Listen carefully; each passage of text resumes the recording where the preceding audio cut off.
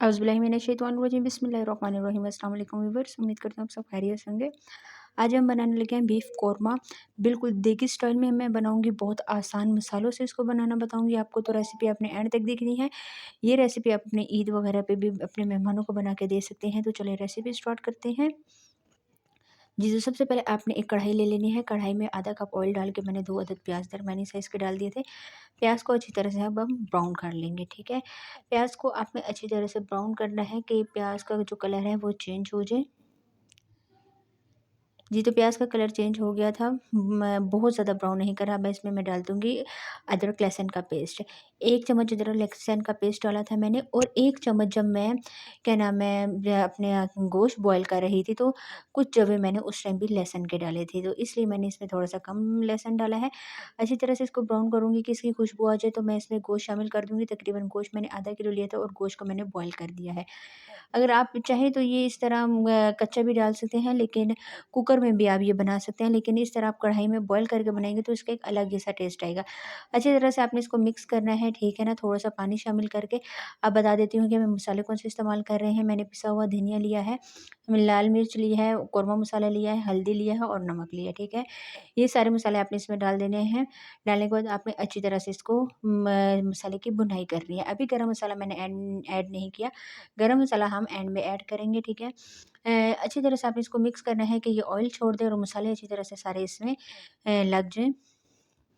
तकरीबन ये देख सकते हैं आपने साइड-साइड से इसे उतारना है। ये बहुत ही मज़े की डिश बनती है, बहुत ही ज़बरदस्त होती है। आपने इसको ईद वगैरह पे भी आप इसको बना सकते हैं, आपके गेस्ट वगैरह हैं तो आपने इसको ज़रूर ट्राई करनी है। तो थोड़ा-सा पानी डाल दिया था मैंने, पानी डालने के बाद मैंने चूल्हे की फ्लेम नॉर्मल कर दी और इसको थोड़ी देर के लिए रख दिया कि ये अच्छी तरह से गल जाए और मसाला अच्छी तरह से हमारा तैयार हो जाए। जी, तो अब मैं इसमें डाल दूँगी टमाटर। 3 अदद टमाटर लिए थे, टमाटर का मैंने पेस्ट बना लिया है, ठीक है। आप चाहें तो साबुत टमाटर भी डाल सकते हैं, लेकिन अगर इस तरह पेस्ट डालेंगे तो ये बहुत ही जल्दी हो जाएगा मसाला आपका तैयार, और कौरमा भी बहुत ही जल्दी से फटाफट बन जाएगा। डालने के बाद अब आपने इसको मिक्स करना है। जी, तो ये देखिए मसाले की भुनाई कर रही हूँ, कलर भी अच्छी तरह से चेंज हो गया था, बहुत ही मज़े की खुशबू आ रही थी। जो कौरमा इसमें मसाला वगैरह इसमें डाला था तो बहुत ही अच्छी खुशबू आ रही थी। थोड़ी-सी 2 मिर्चें मैंने अभी डाल दी हैं और जो है वो हम बाद में डाल देंगे। जो गोश्त बॉयल करते हुए यखनी मेरे पास थी, तो मैंने 1 कप वो यखनी डाल के अब इसको दम पे मैं दे दूँगी तकरीबन 10 से 12 मिनट के लिए। अच्छी तरह से इसको दम आ जाए और फिर हम 10-12 मिनट बाद चेक करेंगे कि हमारा जो ग्रेवी वगैरह है वो अच्छी तरह से तैयार हो गई है तो नहीं। तो 10 से 12 मिनट बाद आपसे मुलाकात होती है। ये तो 10 से 12 मिनट गुज़रने के बाद जब मैंने चेक किया तो बहुत ही अच्छी तरह से इसकी ग्रेवी बन गई थी। बहुत गाढ़ा-गाढ़ा ये और बहुत ही खूबसूरत, बहुत मज़े का ये लग रहा था। इसको मैंने थोड़ा-सा मिक्स किया, चूल्हे की फ्लेम मैंने ऑफ कर दी। इस पॉइंट पे मैं थोड़ा-सा गरम मसाला मैंने ऐड कर दिया था। आप एंड में ऐड कीजिएगा, बहुत ही अच्छी खुशबू आती है। तो चलें इसको अब प्लेट में सर्व कर लेते हैं। जी, तो ये इसकी फाइनल लुक है। ऊपर से हरी मिर्चें थोड़ी-सी मैंने आपको बताया था हम एंड में डालेंगे और थोड़ा-सा हरा धनिया शामिल कर देंगे। जी, तो ये इसकी फाइनल लुक है। उम्मीद करती हूँ कि आज की ये आसान सी और बहुत से जल्दी बनने वाली रेसिपी आपको ज़रूर पसंद आएगी।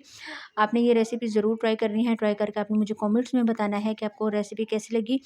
रेसिपी पसंद है तो प्लीज़ मेरे चैनल को सब्सक्राइब करना ना भूलें। आज के लिए इतना ही, इंशाल्लाह नेक्स्ट वीडियो में मुलाकात होगी। तब तक के लिए अल्लाह हाफ़िज़।